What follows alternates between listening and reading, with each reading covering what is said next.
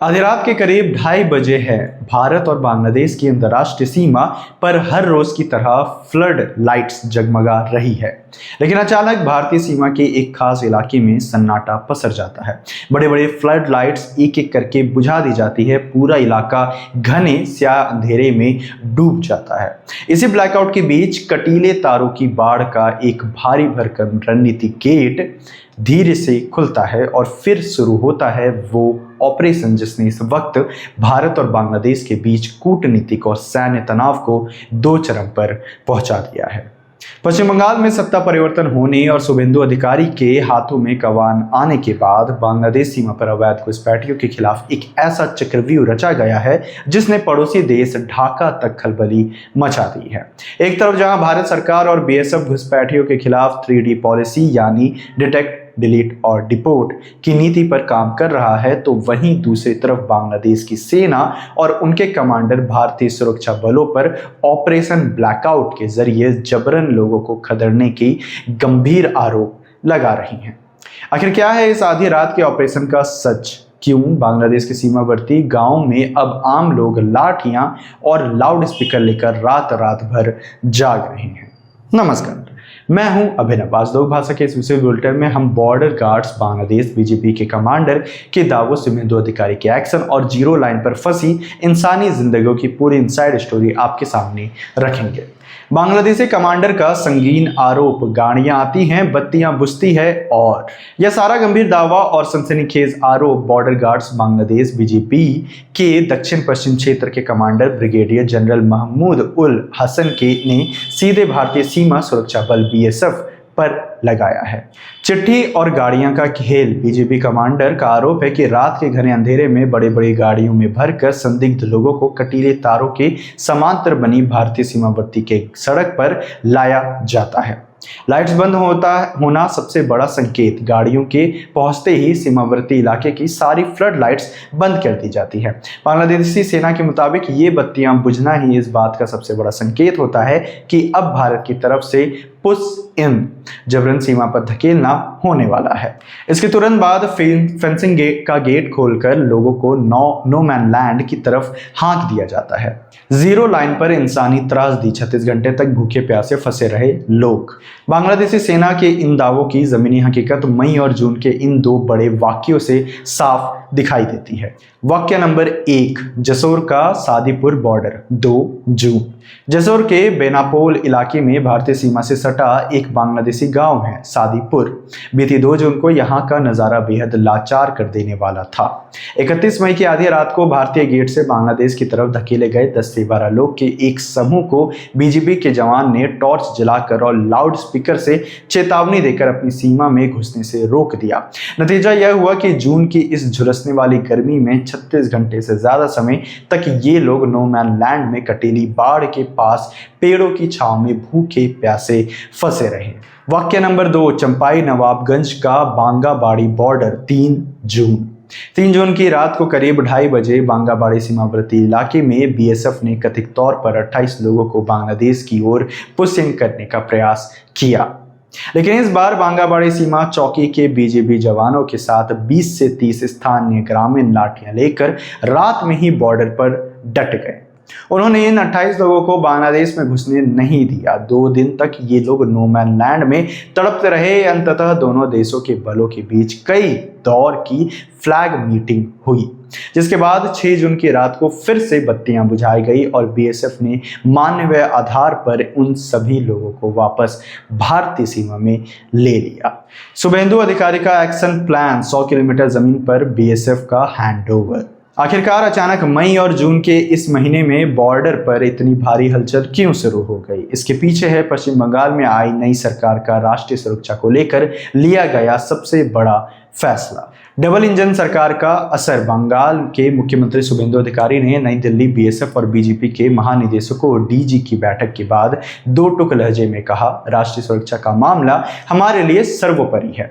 पूर्ववर्ती सरकार के विपरीत हमारी डबल इंजन सरकार ने बेहद छोटे से समय में बीएसएफ को फेंसिंग, कटीले तारों की घेराबंदी और सीमावर्ती चौकियों के निर्माण के लिए जमीन सौंपने का काम सुपर फास्ट कर दिया है। 100 किलोमीटर जमीन दी। शुभेंदु सरकार अब तक लगभग 100 किलोमीटर तक फैली सीमावर्ती जमीन बीएसएफ को करेली तार लगाने के लिए हैंडओवर कर चुकी है और यह प्रोसेस रोज चल रहा है, जिससे घुसपैठ के सारे पारंपरिक रास्ते बंद हो चुके हैं। क्या है 3D पॉलिसी? डर के मारे खुद भाग रहे घुसपैठी है।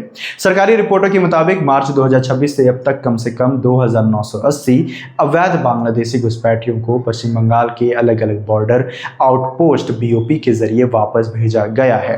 सबसे चौंकाने वाली बात यह है कि इनमें से लगभग 1950 लोगों को तो पिछले महीने 19 मई को राज्य में नई सरकार बनने के बाद ही वापस भेजा गया है।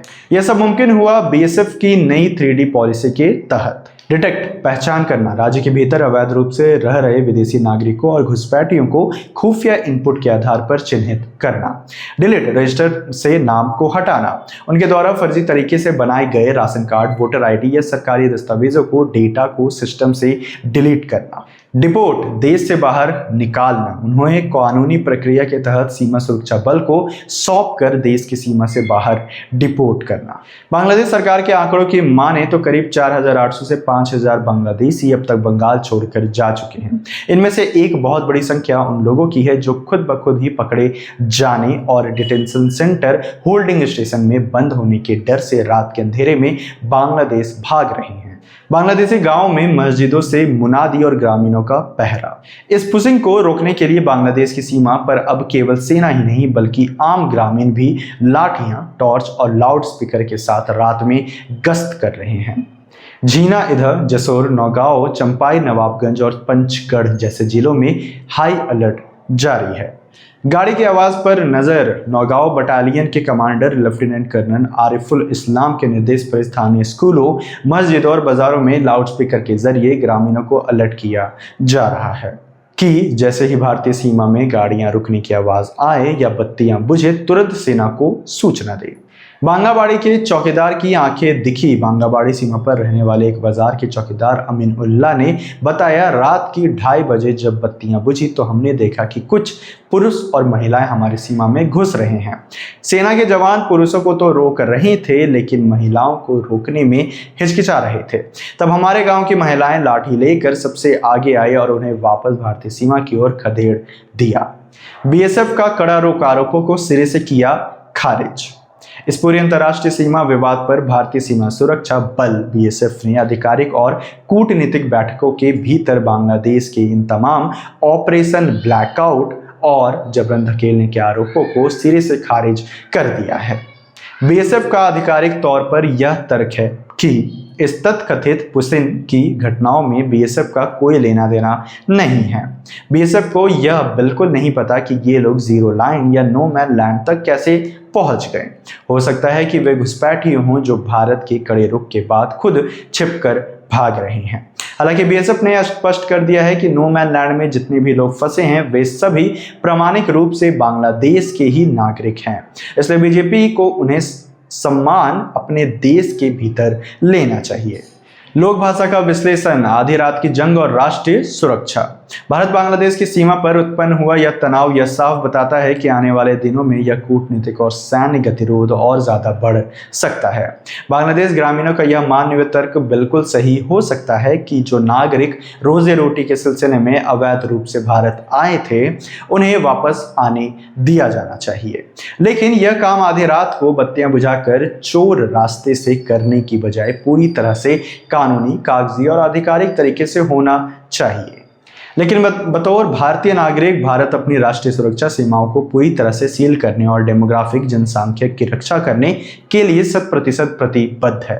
शुभेंदु सरकार द्वारा बीएसएफ को तेजी से सौंपी जा रही जमीन और 3D पॉलिसी का यह साफ संकेत है कि अब भारत में अवैध घुसपैठ के लिए कोई जगह नहीं है। अब देखना यह होगा कि दोनों देशों के डीजी स्तर की वार्ताओं के बाद नो मैन लैंड में फंसी इन जिंदगियों का क्या स्थायी कानून समाधान निकलता है। लोक भाषा का सवाल, क्या आपके अनुसार पश्चिम बंगाल की शुभेंदु अधिकारी सरकार द्वारा अवैध घुसपैठियों के खिलाफ चलाई जा रही यह 3D पॉलिसी राष्ट्रीय सुरक्षा के लिए एक बेहद जरूरी और सराहनीय कदम है? क्या बांग्लादेश को अपने नागरिकों को आधिकारिक तौर पर वापस स्वीकार नहीं करना चाहिए? अपनी बेबाक और निष्पक्ष राय कमेंट बॉक्स में जरूर साझा करें। देश की सीमाओं की सुरक्षा, अंतर्राष्ट्रीय कूटनीति और हर तीखे जमीनी विश्लेषण के लिए जुड़े रहे लोग भाषा के साथ। वीडियो को लाइक करें और शेयर करना ना भूलें। मैं था आपके साथ अभिनव। जोहार, धन्यवाद।